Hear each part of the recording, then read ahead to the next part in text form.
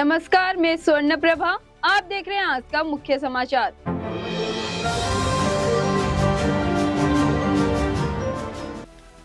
उत्तराखंड में धार्मिक स्थलों से जुड़े फैसलों को लेकर विवाद बढ़ गया है। बद्रीनाथ केदारनाथ टेम्पल कमेटी के बाद गंगोत्री टेम्पल में भी गैर हिंदुओं के प्रवेश पर रोक जैसे निर्णय सामने आए हैं।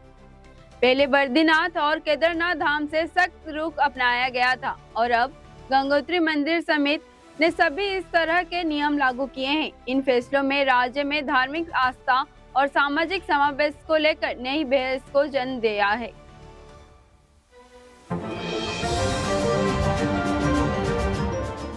प्रधानमंत्री नरेंद्र मोदी ने रविवार को एक ऐतिहासिक मील का पत्थर छुआ और भारत में चुनी हुई सरकार के सबसे लंबे समय तक सेवा करने वाले प्रमुख बन गए।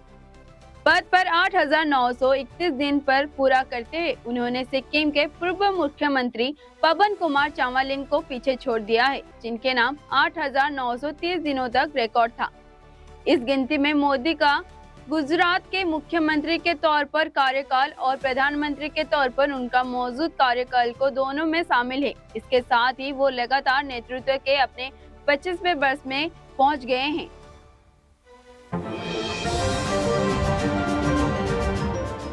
नागरिक उड्डयन मंत्रालय ने 23 मार्च से घरेलू हवाई किराए पर लगी अस्थायी सीमा हटा रहे हैं, जिससे फिर से बाजार आधारित मूल्य का लागू होगा। ये सीमा दिसंबर 2025 में इंडिगो की बड़े पैमाने पर उड़ान रद्द होने के बाद लगाई गई थी, जब टिकट कीमत तेजी से बढ़ गई थी। अब उड़ान संचालक और क्षमता सामान्य होने पर सरकार ने नियंत्रण हटाने का फैसला किया है। भारत की समुद्री ताकतों को एक बड़ा बढ़ावा देते हुए भारतीय नौसेना 3 अप्रैल 2026 को विशाखापट्टनम में अपने सबसे नए स्टेल्थ युद्धपोत INS तारागिरी को शामिल करने के लिए पूरी तरीके से तैयार है।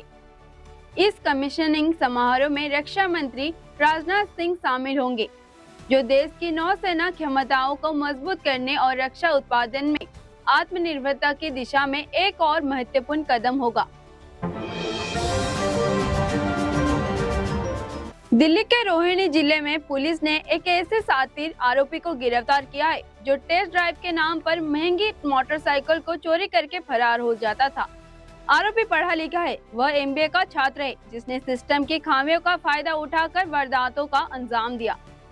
दिल्ली के रोहिणी जिले में डीसीपी संसाकर जायसवाल ने बताया कि पुलिस ने एक बड़े और सनसनीखेज मामले में खुलासा करते हुए पुनीत सतीजा के नाम के एक आरोपी को गिरफ्तार किया है। आरोपी पहले से BBA कर चुका है, वर्तमान MBA का फर्स्ट ईयर छात्र है। राजधानी दिल्ली के तिगड़ी इलाके में कानून व्यवस्था को चुनौती देते हुए बदमाशों ने दिन दिहाड़े एक जनरल स्टोर के लूट में कोशिश की। विरोध करने पर बदमाशों ने दुकान के मालिक और उनके भाई पर चाकू का ताबड़तोड़ हमला कर दिया। इस वारदात के बाद इलाकों में तनाव फैल गया और गुस्साए लोगों ने सड़क पर उतरकर पुलिस के खिलाफ जमकर नारेबाजी की।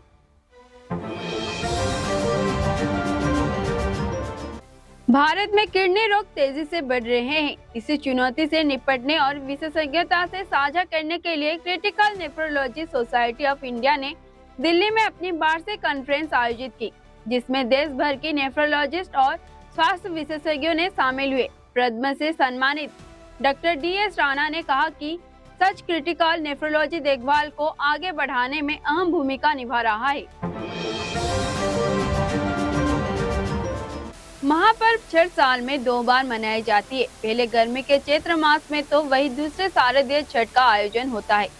दोनों ही छठ व्रत एक जैसे नियमों और तौर तरीके के साथ किया जाता है। छठ महापर्व को नदियां या जलाशय किनारे की प्रथा है, लेकिन दिल्ली में छठ करने वालों की इस बार की यमुना में दूषित और झाग वाले पानी के डुबकी लगाने पड़ रही है।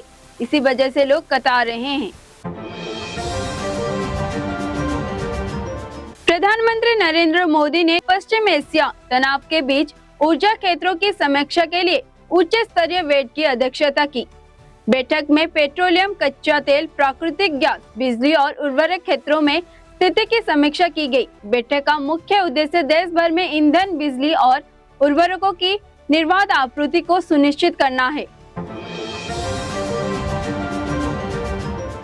असम विधानसभा चुनाव के लिए कांग्रेस ने उम्मीदवारों की अपनी 5वीं सूची जारी कर दी है। इसी सूची में पार्टी की ओर से 7 उम्मीदवारों का नाम घोषणा की गई है। पार्टी ने इससे पहले 4 सूचियों में 90 से अधिक उम्मीदवारों का नाम घोषित कर चुकी है। कांग्रेस असम ने अभी तक कुल 101 उम्मीदवारों की घोषणा कर चुकी है, जबकि गठबंधन सहयोगी रायजोर दल के लिए उसने 11 और अन्य पार्टियों के लिए 15 सीट छोड़ी हैं।